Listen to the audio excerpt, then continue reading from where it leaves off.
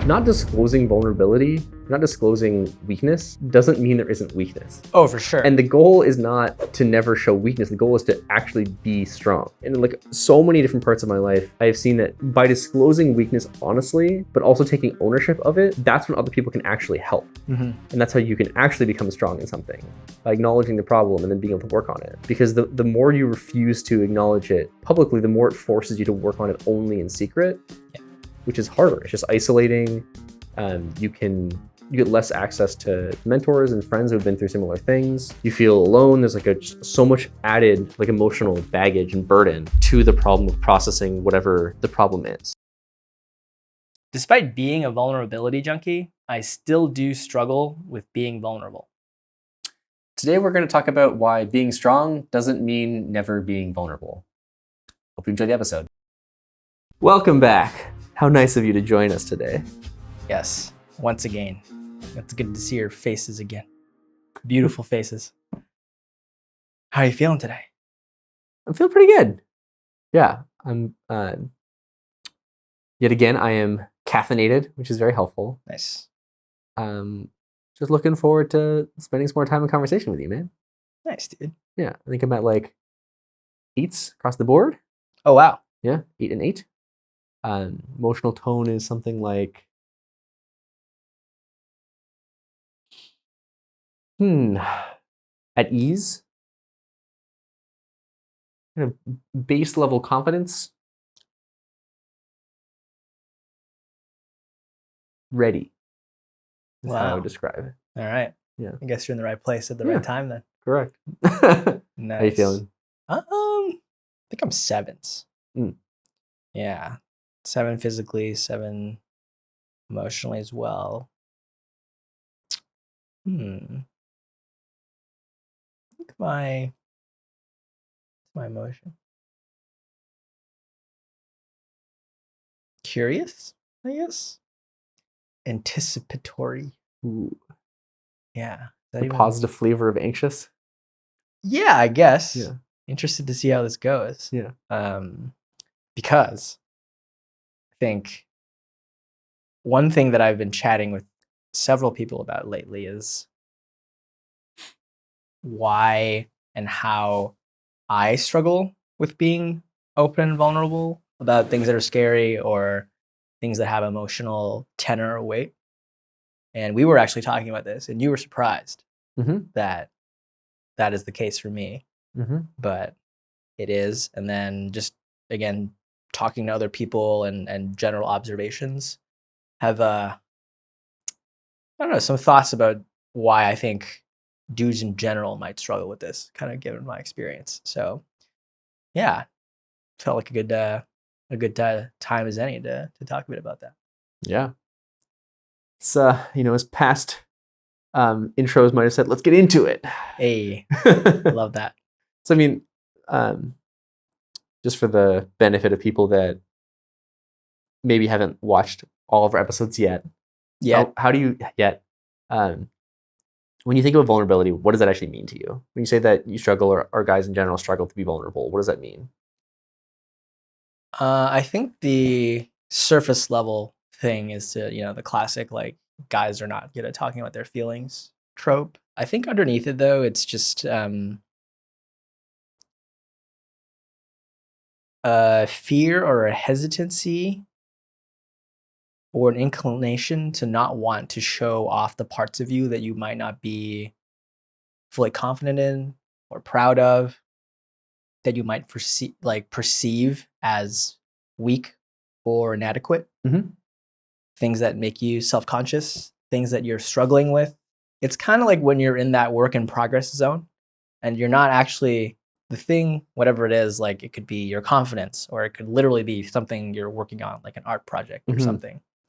Or it's like unprocessed feelings that you're not really sure what you think about the situation. And it's kind of in this mess kind of state. And that can be very scary to share. Yeah, I'm trying to come up with more tangible examples, more recent ones. There's a lot. Just need to think about kind of a recent one.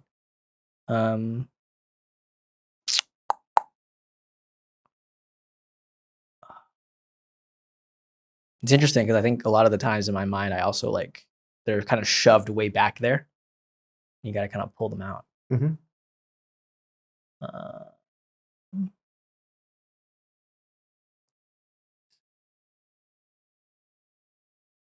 scary situation.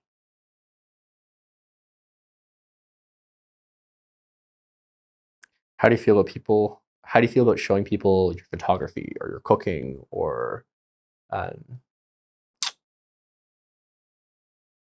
talking about your travel plans? Yeah, that's actually a good one. Um, actually, all of them are pretty good ones. I think photography, I've actually gotten better at just because for some reason, I don't really know why, I've been able to really embrace the creator artistic mindset, Hmm. the novice that's excited to learn. Mm-hmm. So I feel pretty good about that. But there are moments for sure. Um, I don't know if this is vulnerability per se, but whenever I offer to take photos for people, Mm-hmm. that's kind of a moment for me because I don't know, people see you with a camera, they have expectations, and I feel like I might disappoint people. Mm-hmm. But that's not really quite the same flavor. I do think the most recent example actually is probably talking about my job situation, Mm-hmm. which I recently got laid off actually. And you might imagine that that's like a potentially very scary and very vulnerable thing for like a lot of different reasons. Yeah. I struggle with this. Just like fully owning that. Even now, like as I'm saying it, I'm Yeah. like, this is like an 8 out of 10 scary thing Yeah. to like talk about. And it's I actually do think I've processed it to a decent amount. It's been a couple months now, but I think it's just like it just reads by definition as like a failure, as like someone has judged you and determined that you didn't meet the cut for their bar. And so I think that actually is a really good example Yeah. um, of vulnerability because of just all of the volumes that it speaks, right? Like it's kind of in an independent form, kind of a failure. My mind immediately jumps to like, oh, like what would people think Yeah. of me or what would they say of me? Um, which is also like you might think of that as like, oh, is that like an insecurity? Like why is that a problem? So I don't know. I think vulnerable situations or vulnerable shares like that have, I guess this is what an example of emotional weight, as in there's multiple layers to it. Yeah. Um, and yeah, it's just it's something that's like close to the heart, I would say, and like opens up the possibility of other people to hurt me. Right. Yeah. Like my favorite concise definition of vulnerability is giving people the tools to hurt you and trusting that they won't.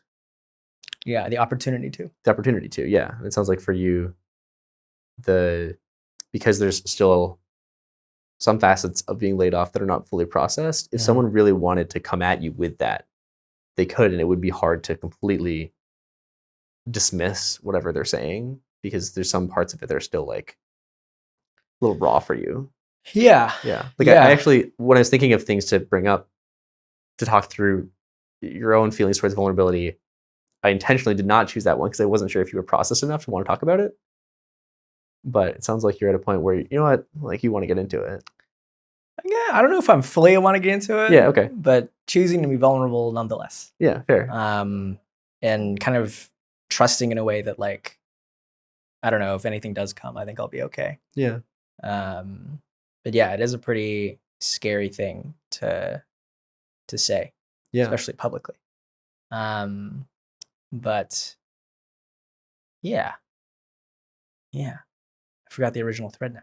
Yeah.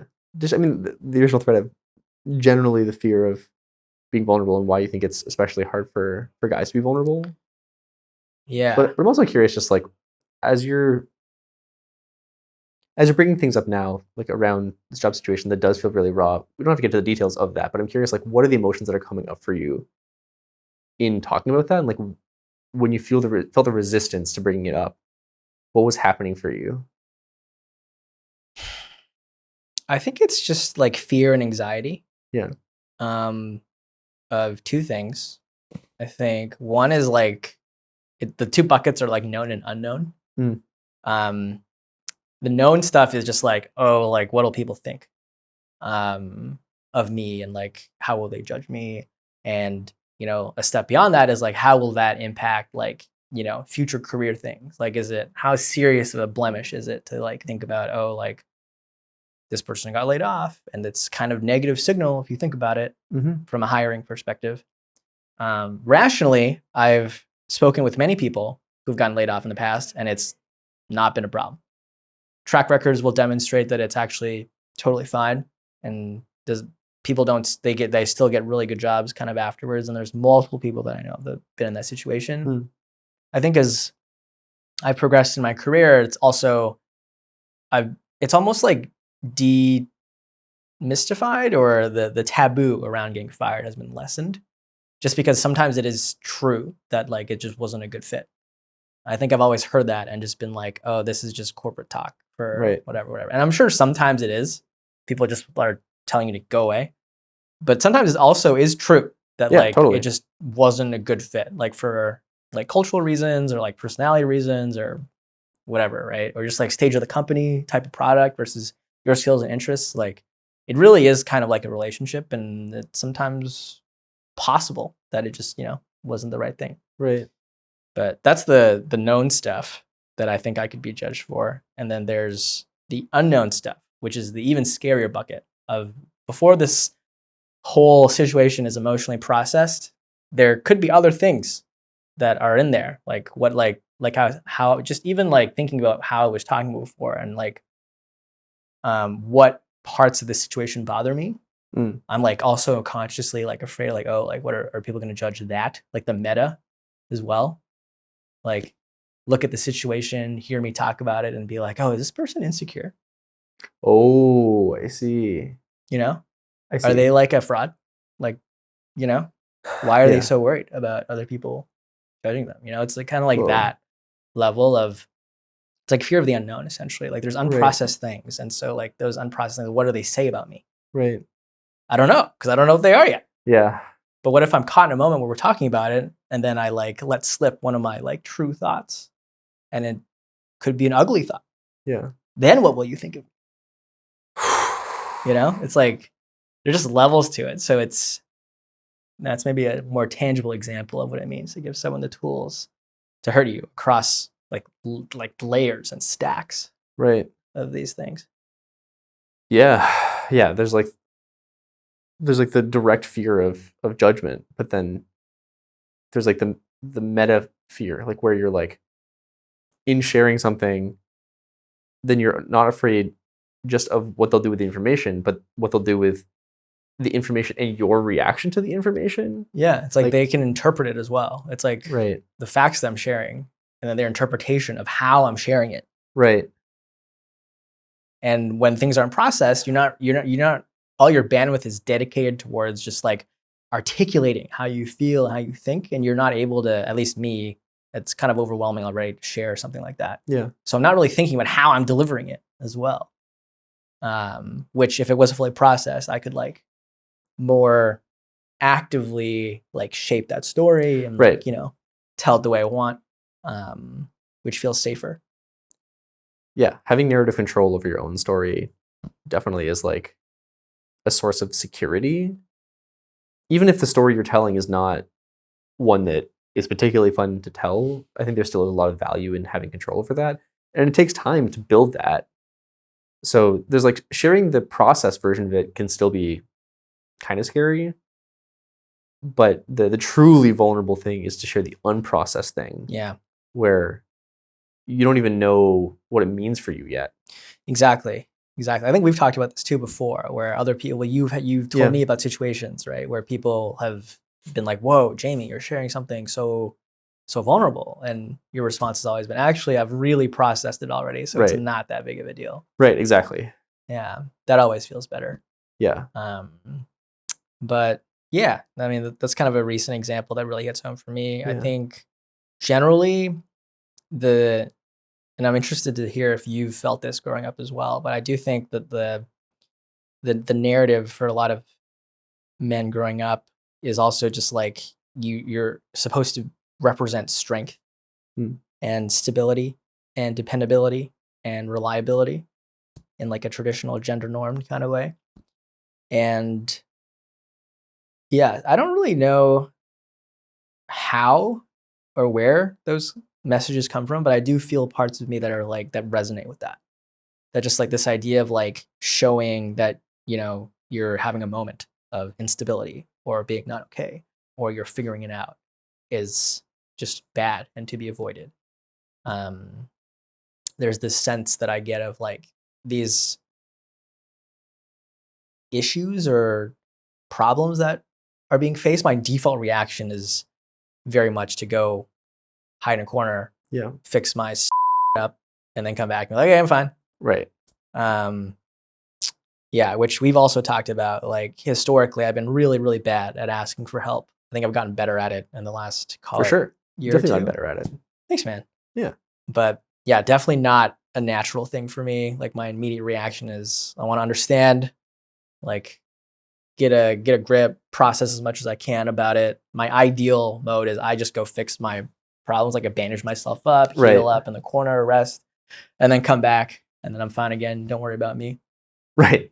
Yeah. Right. It's like one step even beyond you want to process and shape the narrative. It's that you want to process and shape the narrative and you want it to be a story in the past that you have moved past. Yeah. Like this was a thing I went through, but like I have a job now again, or like if I went through an injury, but I'm recovered now.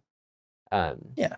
Whereas, yeah, it's like one more level of protection where it's not just about I know how to spin this, I know how to shape this narrative in the way I want to present it, but it's like this is not even my circumstance anymore.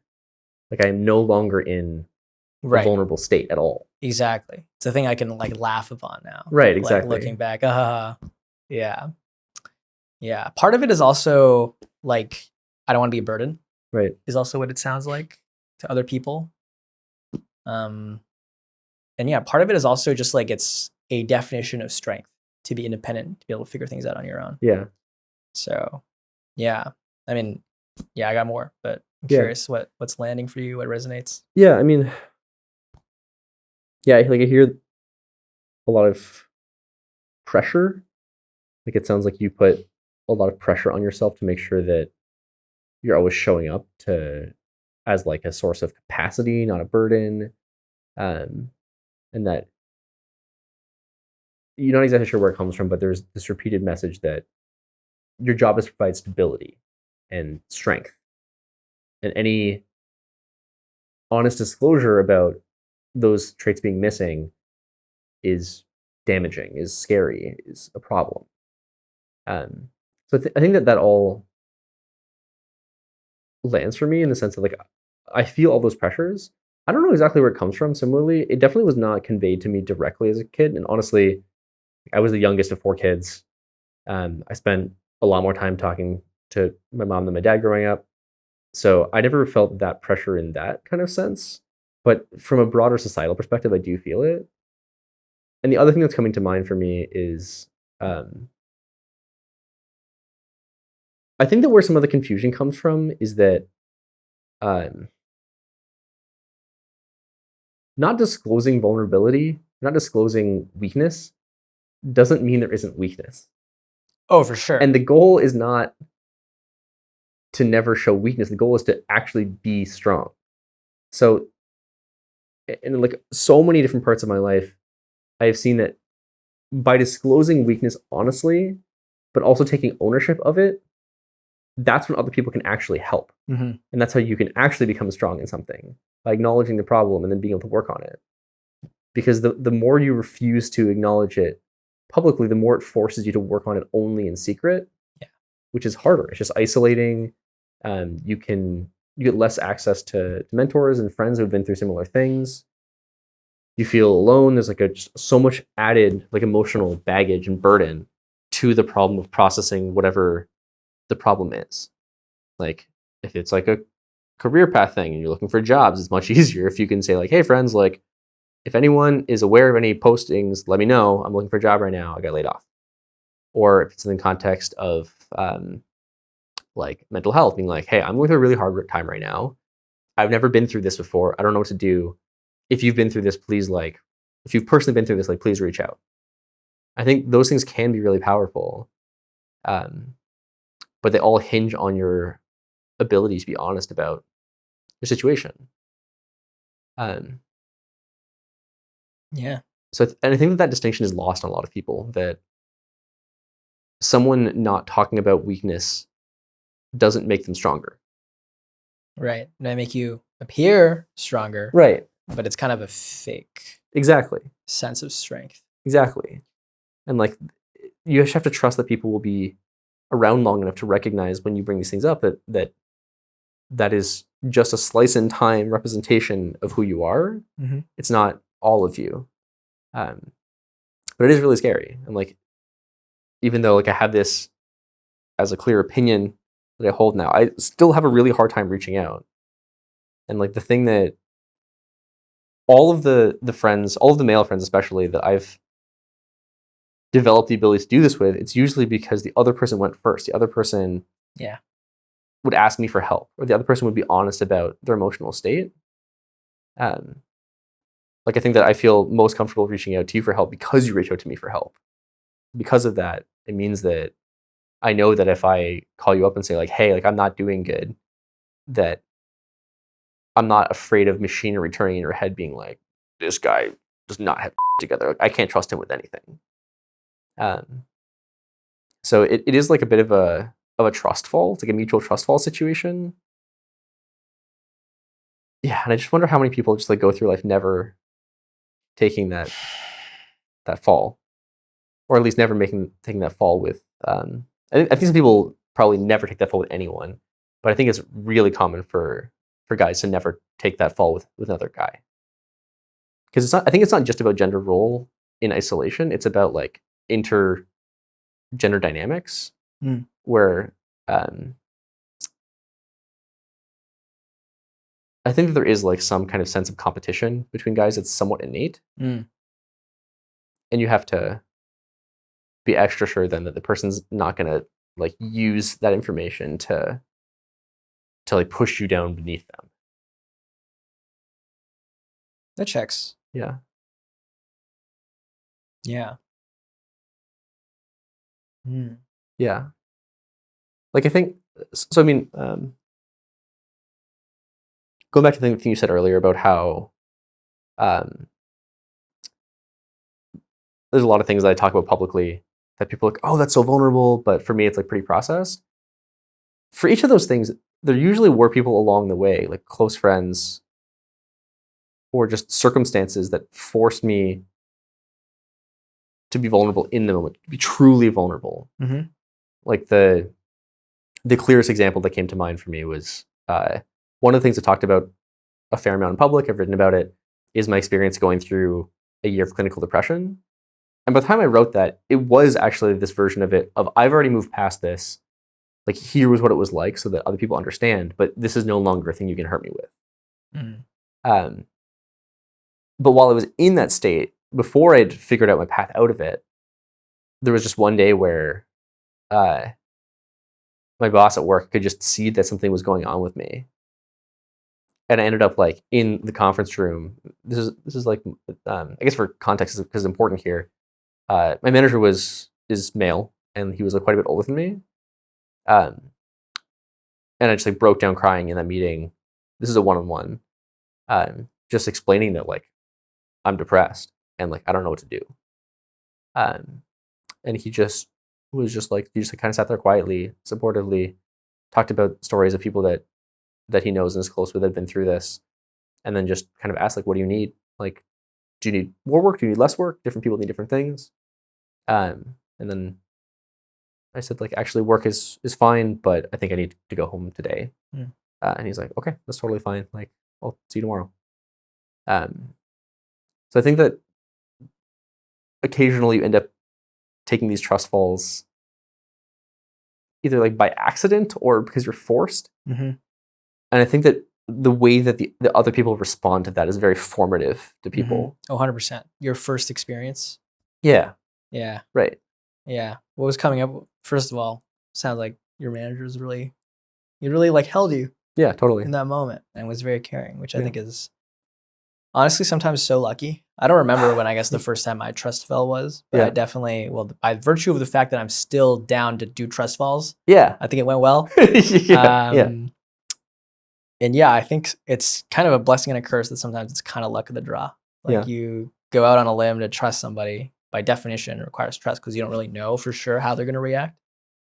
And I definitely have had friends or anecdotally heard of situations where the person wasn't held like gently, Mhm. and in their moment of like their like soft vulnerability, the armor's off, they're just fully exposed, and yeah, it's just so hard sometimes, especially because I think in those moments, if like the other person could have great intentions, but if they don't kind of have the skills almost to like really make that space and hold you gently, you can really get hurt in those moments, Yeah. even with the best of intentions. So that was coming up for me, that just like I Yeah. think we've both been lucky that like our first few Totally. have been pretty good. I don't know that actually, maybe I buried it, but I don't remember any like catastrophic moments before. Yeah. Granted, though, to your point, I think I feel very similarly, very, very safe and very open with you. But actually, this is maybe why it was surprising. Like, I'm actually usually not this way with most people. Yeah. Yeah, I take a long time to open up, which I think some people say as like, like as a prideful thing. But I'm catching myself like being actually maybe it's not so good. Maybe it's like better if you can be more open. Because to your point, I do think that the true strength is found in like again that we talked a few episodes ago about humility and just true authenticity with yourself. Mhm. Starts with yourself, then hopefully with other people. This is where I'm at. These are some of the just true. I did get laid off. Yeah. And I learned a lot, both good and bad, like in there. And there's both good and bad to take away, and both good and bad to process. And I think like mastering it and being to process that requires that level of honesty and openness. And so I now view it as like a virtue to be able to go out there and this podcast might speak to that a little bit, but yeah, that I do think it's a better definition of strength. Yeah. Yeah, and to your earlier thought, I do think it has something to do with traditional like gender norms. The word, like as you were saying it too, like the word provider really like stuck out to me, and you can't really be a provider if you're like you have an injury going on, either a physical one or like an emotional one. So Yeah. yeah. Yeah. I mean, I think even now, with the perspective of how powerful and important vulnerability can be in creating connection, I still do genuinely believe that there are lots of circumstances where it's the wrong thing to do. Like, I think that like in the communication course that we both took, there's a specific failure mode of communication, like the shit and run, Yes. right? Where like you just dump out all this like really intense stuff on someone You else and run you're like, away. okay, bye, and you usually run away with it. And I think that is actually really ineffective. That's true. Yeah. But I think even beyond that, there are situations where if you're going through a really hard time, but other people actually need you to like have your stuff together, then conveying confidence to those people can be really important. Yeah. But like I think my wish for everyone in that circumstance is that they have someone that is not relying on them to perform. Yes. That they can be honest about this stuff with. Yeah, they can lean on. That they can lean on, exactly. When they need it. Yeah. Because I do think there are circumstances where you do need to kind of project confidence and strength. But that doesn't mean it has to be to everyone. Yeah. Keep going back to this idea of balance. Yeah. Where sometimes the situation calls for you to like park your emotions for a second and just, you need to be there, for whatever reason. Like, but then sometimes you want to be able to take it off the shelf and really, right, process it as well. I think another thing that's kind of related, but not really the same, is like the degree to which guys are able to communicate about their feelings. Oh yeah, right.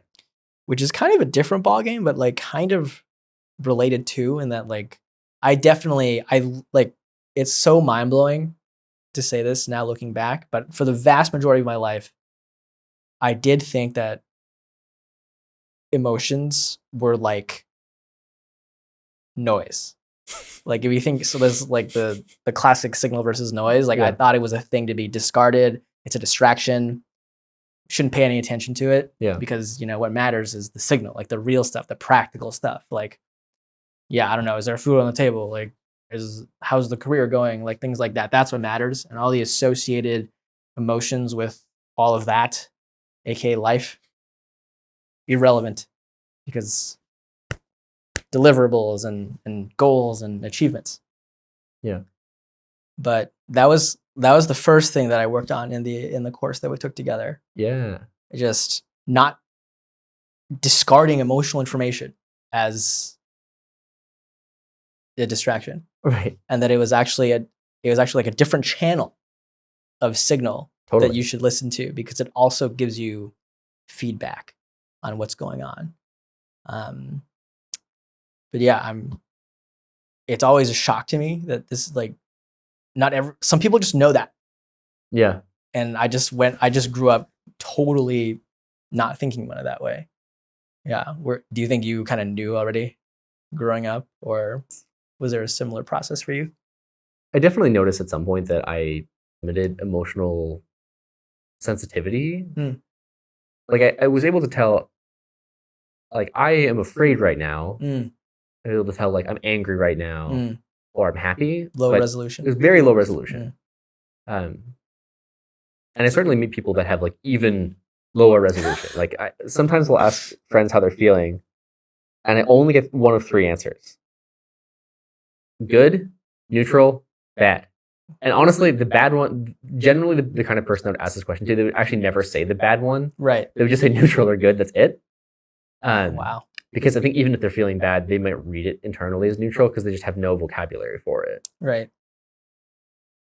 And it is really hard to have self-knowledge on these things without having labels for these things to communicate. And I think I've had so many experiences where like I'm confused about how I'm feeling. And I've had a lot of conversations with you specifically where I'm describing how I'm feeling in terms of the way it's physically manifesting. And then you'll label it, and I was like, whoa, that's right. I am feeling that way. I am feeling like shame right now. And then my body will relax. Like it's like, right. Somehow knowing what's going on is actually very cathartic. Oh, for sure. You're going from an unknown, unquantified ailment to, it's this thing. You're like, oh, okay. It's not infinite unknown. It's this one thing. Right. Exactly. And then you can kind of work with it from there. Is like a personal pet peeve of mine is when people have this perspective of we need to be ruthlessly logical and like discard emotion. If you're literally doing math, fine. But if you're talking about, for instance, like company management, it seems totally insane to me to have that perspective, because trying to pretend that people are not driven by emotional drives is totally nuts. Oh, 100%. Like there are people that have had, I'm forgetting the specifics, but I remember reading about a story where someone had a very specific kind of brain injury where their emotional system got significantly affected, and they're able to still do things if people told them to do things. But left on their own, they would like forget to do a lot of very basic functions because they didn't have the same kind of animal, emotional, human desires. So pretending that you can treat individual people as if they're these like predictable units that will optimize for robots, economic outputs is like completely nuts. Like in order to actually reason rationally about the world, you need to understand emotion. 100%. You need to understand what things are going to make people afraid and how people behave differently when they're afraid.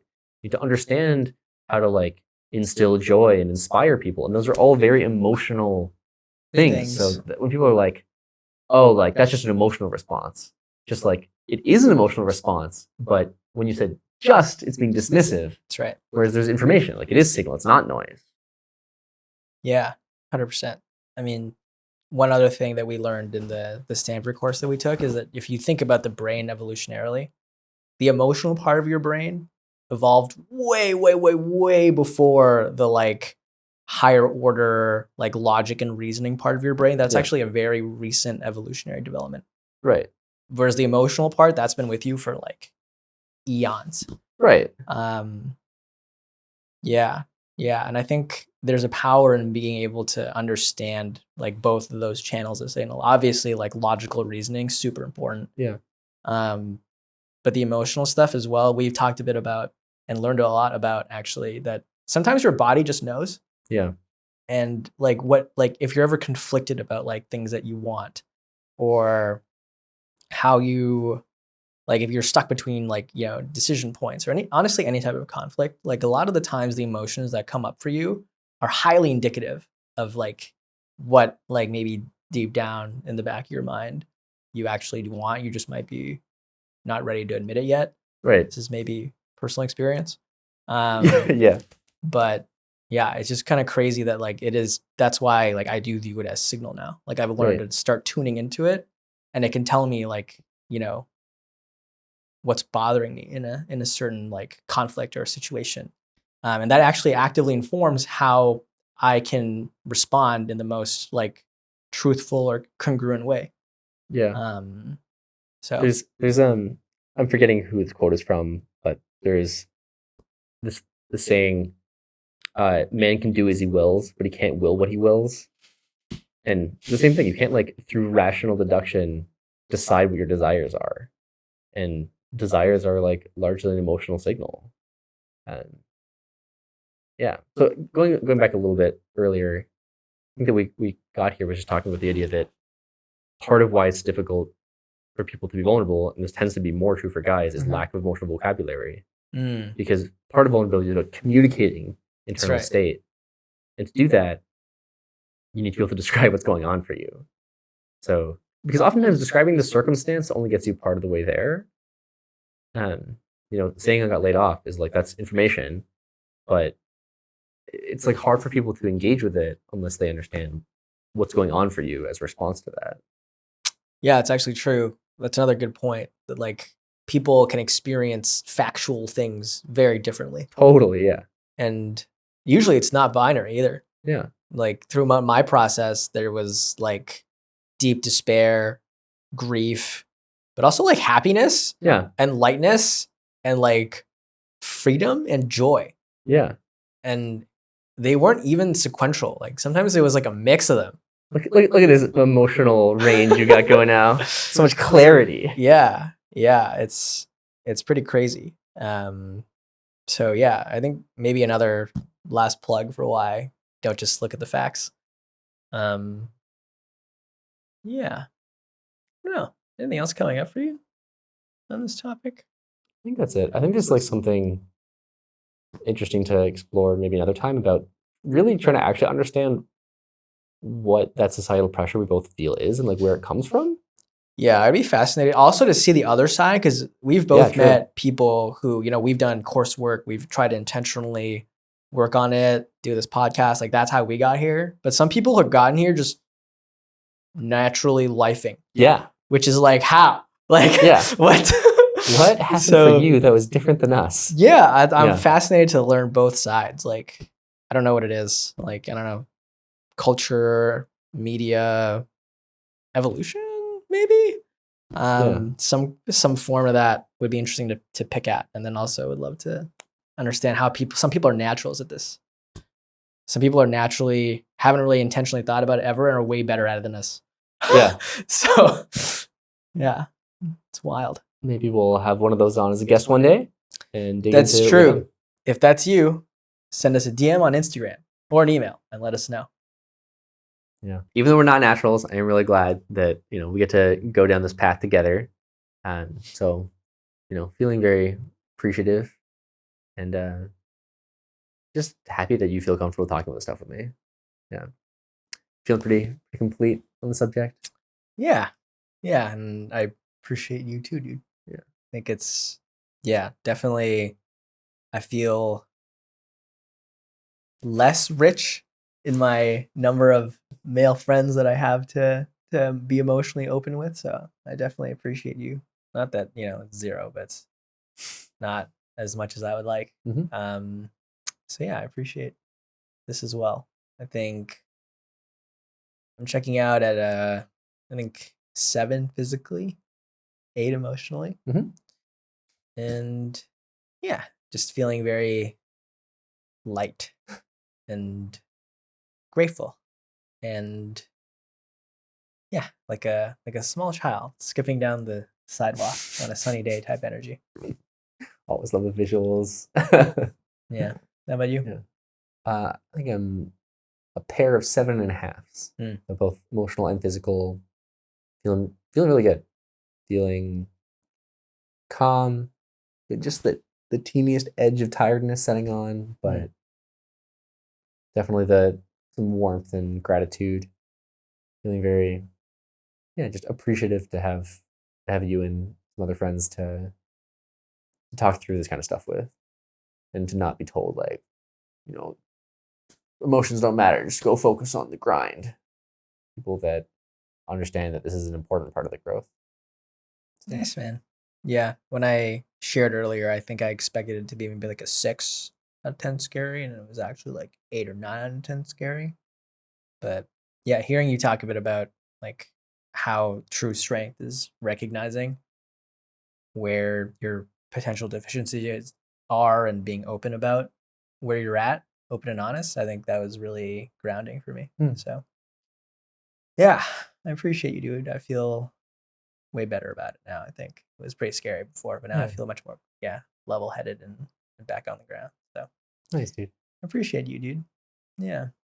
And you too at home for wherever you are listening for tuning in. Thanks for hanging out with us on today's episode of Vulnerability Junkies.